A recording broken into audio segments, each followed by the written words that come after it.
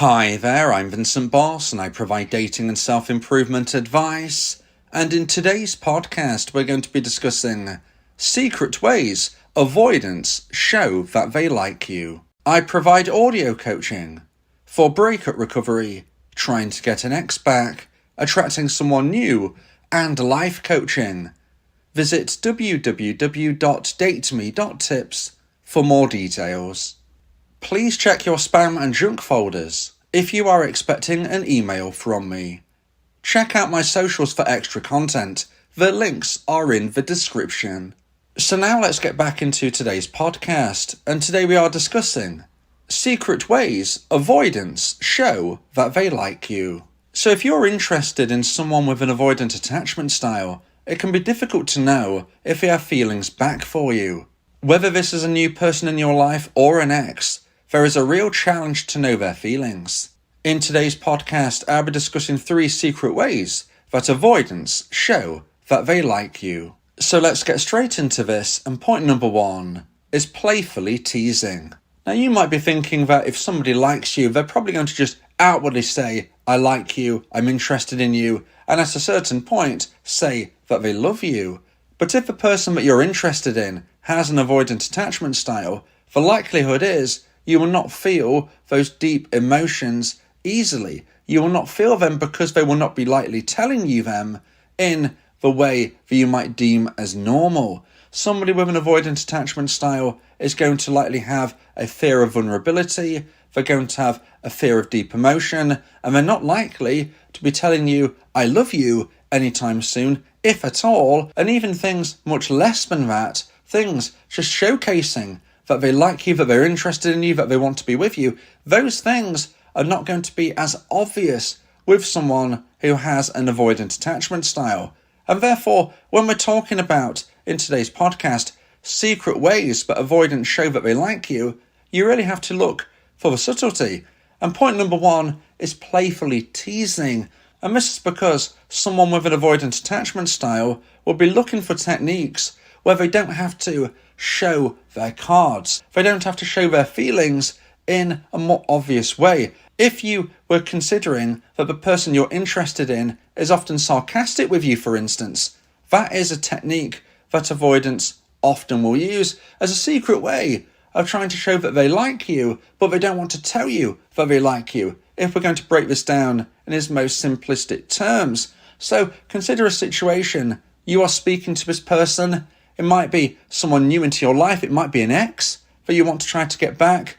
And you feel that they're always sarcastic with you. You feel that they're always teasing you. You're almost starting to think, well, do they actually dislike me? They're always saying things which almost have a cruel element to it. But try and really look at what they are saying and what they are doing. Is it genuinely cruel, or is it something which is just some light teasing or sarcasm? The line can be very fine indeed. You might be confused as to which is which, and at the end of the day, if you are being treated badly, you shouldn't be in a connection with anybody who makes you feel uncomfortable or unhappy. But if you do like this person, if you want to connect with this person, if you want to reconnect with this person, and you find that they're lightly teasing you, they're being somewhat sarcastic, they're speaking in a way which isn't really showing their true feelings, but you can tell that beneath the surface there is some interest, there is some care, there is some attention, and they are masking it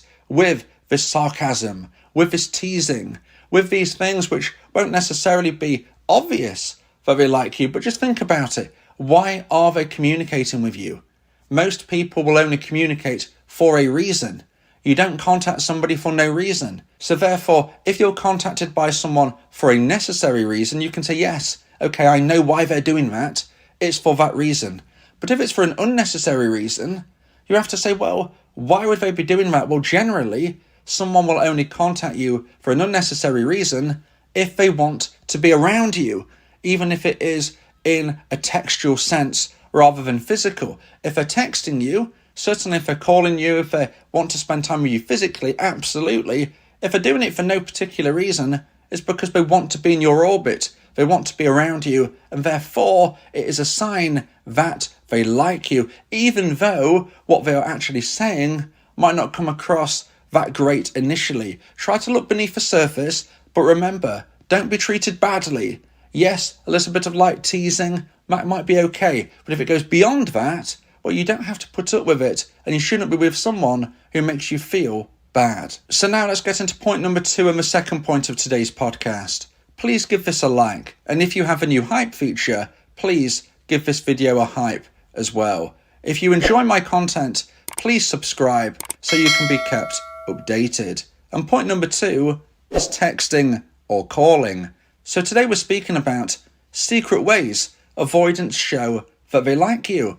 And point number 2 is texting or calling, which might at first sound, well, that's not really a secret way. That's obvious. If somebody likes you, they're going to want to communicate. Texting or calling, surely that is an obvious sign. Well, the reason why this fits into today's podcast is because texting or calling would be preferred to physical meeting. And that can be the difference.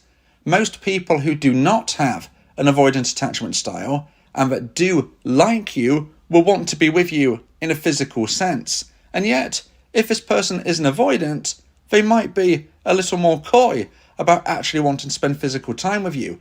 Something which seems obvious to people with secure or even anxious attachment styles. If you have an avoidance attachment style, you are going to be in a position where you feel uncomfortable with intimacy. And therefore, as an avoidant, you need a different way to show your interest. And that would be texting or calling. So in a way, we can link this back to point number 1, where I was saying people don't contact people for no reason. If you receive contact for an obvious necessary reason, well, that's the reason. But if it's an unnecessary reason and you can't find a reason, well, the actual truthful reason is that they're interested in you. That is normally what happens. So if you receive texts or calls from this person, whether they are a brand new person to your life or an ex that you are somewhat interested in reconnecting with, what we can see is that they are interested by reaching out to you. Now, you might ask them to meet, and they might be very much saying, no, I don't want to, or I can't, or making an excuse, or just showing a lack of interest of meeting. And that can be very disheartening for you. But if they are an avoidant, if they have an avoidant attachment style, this can be a natural way of them wanting to show their interest, but also wanting to keep that gap. They need to keep that safety gap between you and them in the back of their mind because they are nervous and concerned about closeness and intimacy. So if you think of it like that, it makes more sense.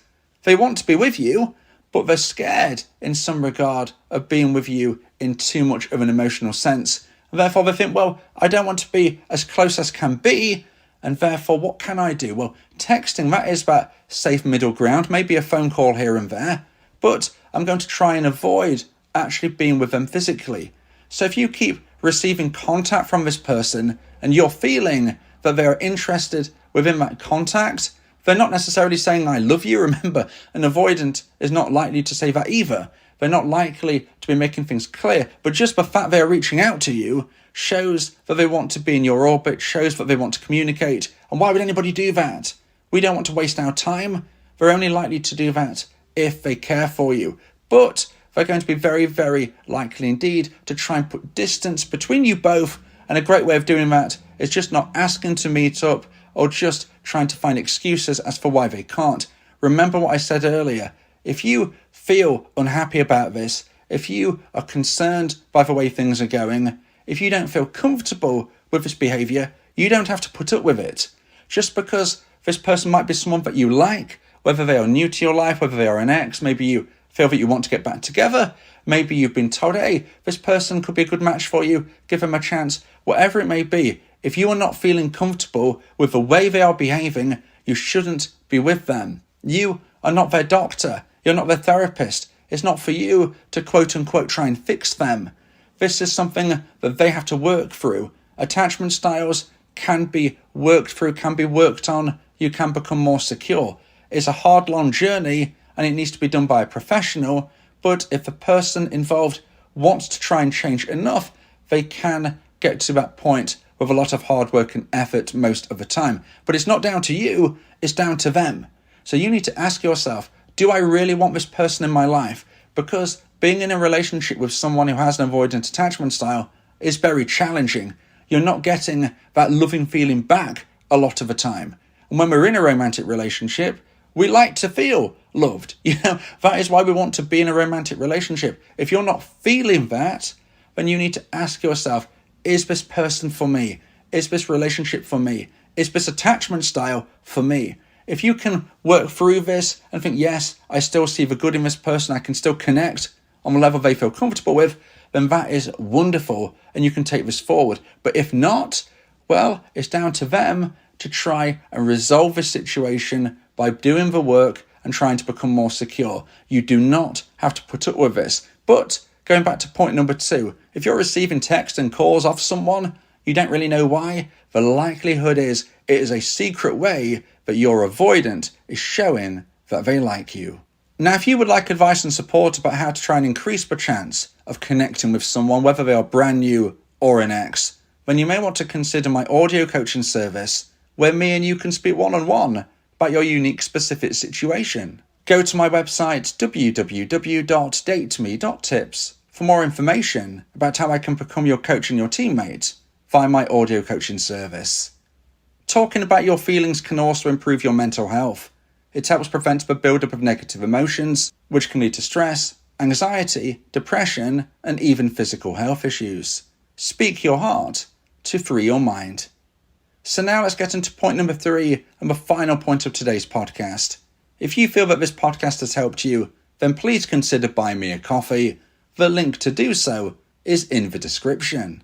And point number 3 is casually mentioning future plans. So today we're speaking about secret ways avoidants show that they like you. And point number 3 is a classic example of them casually mentioning future plans. Now you might be wondering, well, why does that show that they like me? Why does that show they're interested? And why is that a secret way? Well, what we are saying in this regard is that your person, this person that you're dating, that you're connecting with, is not saying that they love you. They might not have even really told you that they liked you, but they're clearly starting to spend time with you, texting. Maybe they are now meeting up somewhat, but they still like to create that distance. Maybe they meet up with you 1 week, but then they don't want to see you for another 2 weeks. They're trying to maintain their independence and trying to push back when things seem to be getting closer and closer. But what they are saying to you is, hey, do you think next year you would like to go on this trip? Would you like to go on this vacation? Would you like to go on this holiday? Hey, I've got a wedding that I need to go to next year of a distant family member. Would you like to come with me? And you're listening to this and you're thinking, well, why are they asking me these things about the future when I can't even tell that they like me right now? We've seemingly been together a number of months and they've not really let on their feelings. And yet they're now asking me to be their +1 at a wedding next year. They're asking me if I would like to go on a trip with them in 9 months. What's going on? Well, this is a classic example of how an avoidant can test the water without fully committing. They want to see your answer. They want to see how you respond. But they also like the idea of keeping you in play, but without having that commitment. They don't want that contract signed, but they want to show that they want you and them to be together in some regard in the future. They want you in their life, but they don't feel able to verbalize it. And hence, they will play these games almost, where you start to feel that they're becoming quite distant. Maybe you spent some time together and now they've just gone off radar for 3 weeks. And you're thinking, what is going on? Am I being ghosted? And then all of a sudden they come back into your life. You don't understand what's going on. You're wondering if they have someone else, which they probably don't. By the way, I obviously can't guarantee that, but it doesn't mean that they have someone else if they've just gone off radar. It can mean that they're just trying to create space because they feel uncomfortable due to their avoidant attachment style. If you are liking this person and you hear that they are asking you to make future plans, that is a good sign because they're clearly telling you in their own secret way that they imagine being with you further down the line. If they're asking you to be their +1 at a wedding next year, that means in their mind you two will be together in whatever that actually looks like. Because why would they do that? Similarly, if they're asking if you want to go on a trip next year, they're imagining you in their mind being together. Now, going back to the thread throughout today's podcast, if you don't like the way they are talking to you, treating you, and putting you in positions where you don't feel loved, but they're trying to almost keep you in the future, if you don't like that, then you don't have to put up with it, and you don't have to be in a connection with them. Yes, have a conversation. Communication is absolutely vital. You need to be very careful in how you tread, but you need to tell them your feelings and what you crave and what you desire and what you want in a relationship, because it's not fair if it's all about them and not about you.